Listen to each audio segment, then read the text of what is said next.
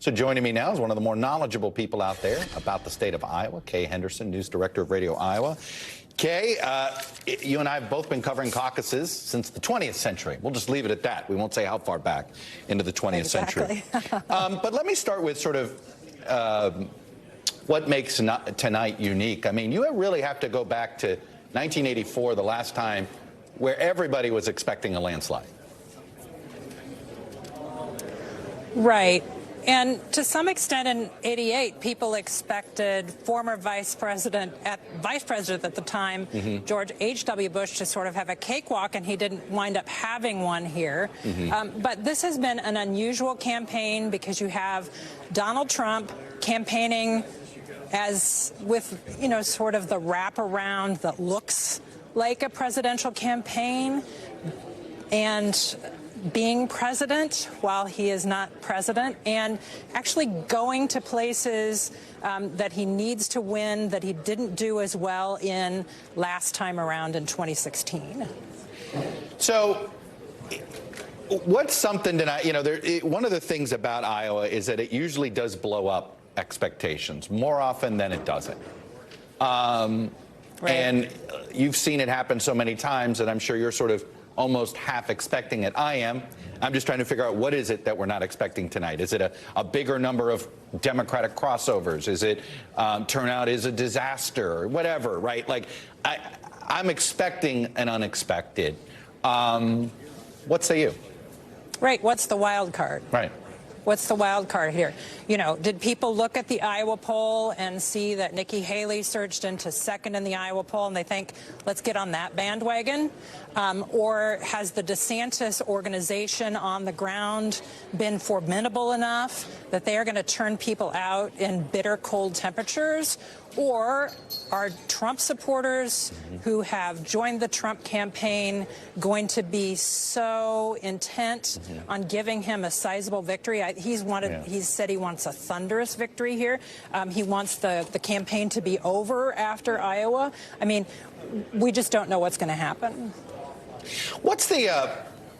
Are you surprised that Governor Reynolds' support for DeSantis at least doesn't look like it has been as impactful as I think a lot of us thought it would be? I mean, I have watched Reynolds take the Branstad machine and make it her own, and it appeared to be something that was formidable until she ran up against Donald Trump. Right. Donald Trump is the most popular Republican nationally, and he's the most popular Republican in Iowa.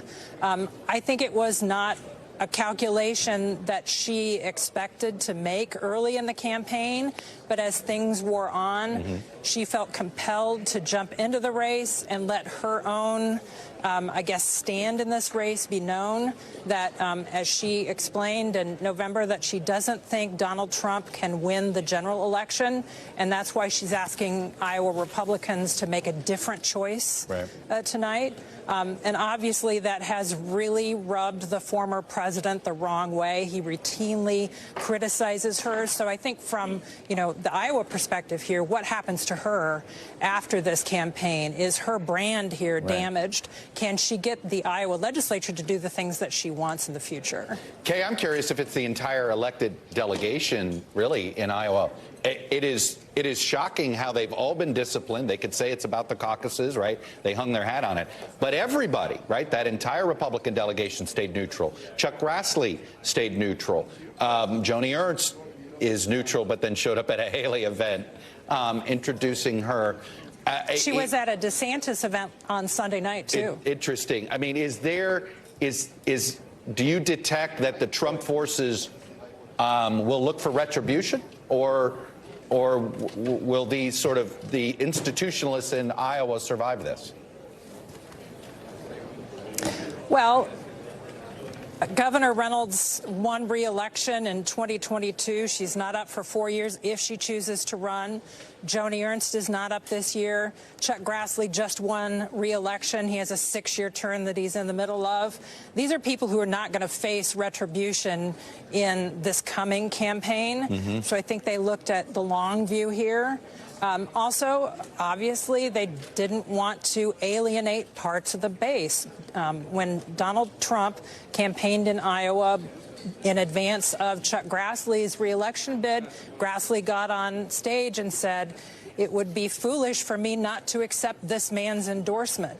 I mean, these people are looking at the numbers, they're looking at where Iowa Republicans are, and they're making that calculation. So that makes the decision that Governor Reynolds made that much more remarkable.